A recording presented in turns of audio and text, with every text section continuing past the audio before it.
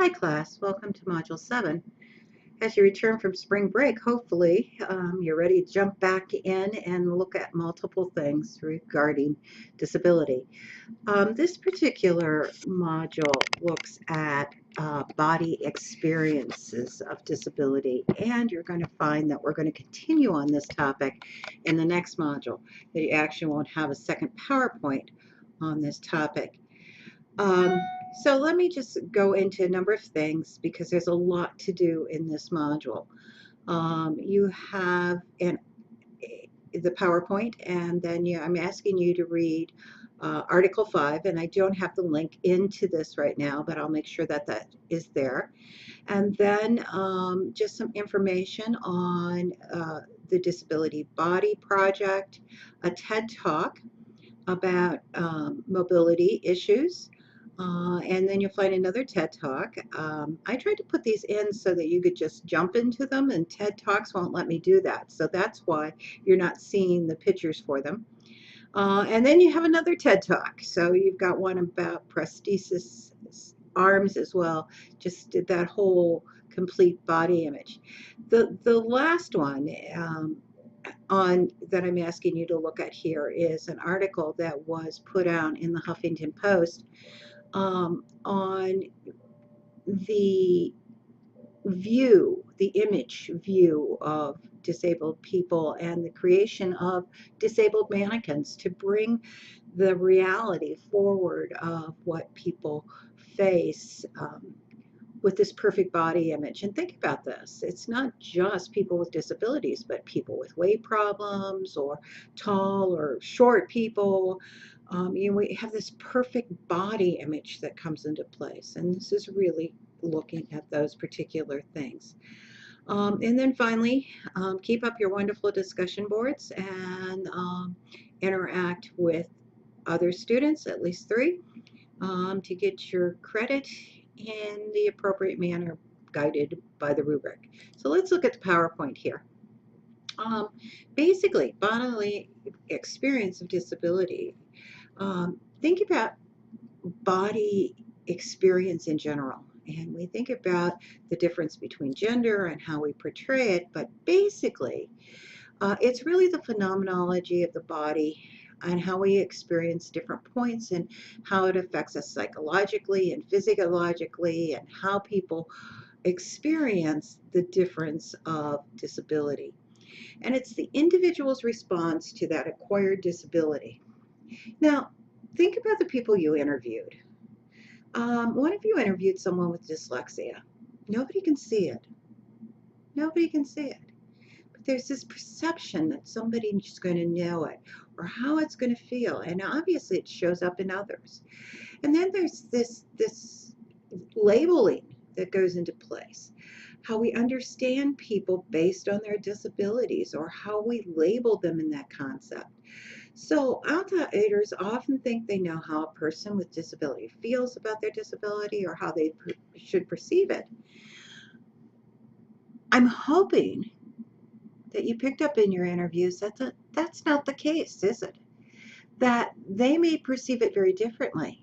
I remember my mother often said about being paralyzed by polio, though it was a horrible thing, and especially in aging as she ended up in post-polio. It was very difficult for her.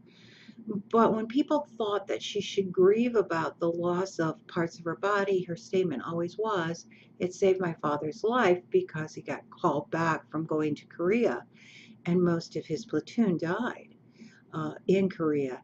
And she was able to have my dad for the rest of her time." You know, there is this assumption that people have this loss always in place. And so we have to really explore this particular issue. Then there's the misconception, widely and strongly held, that persons with disabilities were offered a way to eliminate that disability. She or he would enthusiastically accept it. Now I ask you to watch Switched at Birth, which shows the deaf community, and I let you pick whatever one you wanted to watch within that process. But it's very interesting that the deaf community itself has fought to say that it is not something that needs to be corrected. It's a language, it's an experience out there, and that there is value in the process of not hearing. Now, there's an argument back and forth. And you see, here is where the legal system comes into play, because forcing some family to move towards solving the hearing problem of their child when they are hearing impaired as well, do they take him out of that range? That real misconception that we would change things is a problem, isn't it? So many people encounter uh, reveal that the individual would not choose to eliminate their disability. Um, and we can see that with hearing and cochlear implants. Learning about the individual experience his own or her disability and what their disability has done for them, how that may have changed their life both positively in many different ways, or given them opportunities that they might not have had in other chances, may be part of that reason and that assumption that they aren't whole without it. So let's see the response. 4 reasons for the response to disability by individuals. It's not the disability itself, but the meaning, the meaning the individual ascribes to it. Boy, I need to change that PowerPoint. Sorry about that. The meaning. There are many types of acceptance, not just psychological acceptance. Um, there are different levels of our emotional acceptance, but even sociological acceptance into society. And in those psychological experience, there's a lot of different ways to fit in. The word response does not clearly show us the path of that disability experience, and the individual copes with it differently. And the response through their disability throughout life. You know, we go back to this idea that of lifespan theory, that dealing with disability well at a young age helps people to deal with it, or even experiencing people who took it as a positive interplay.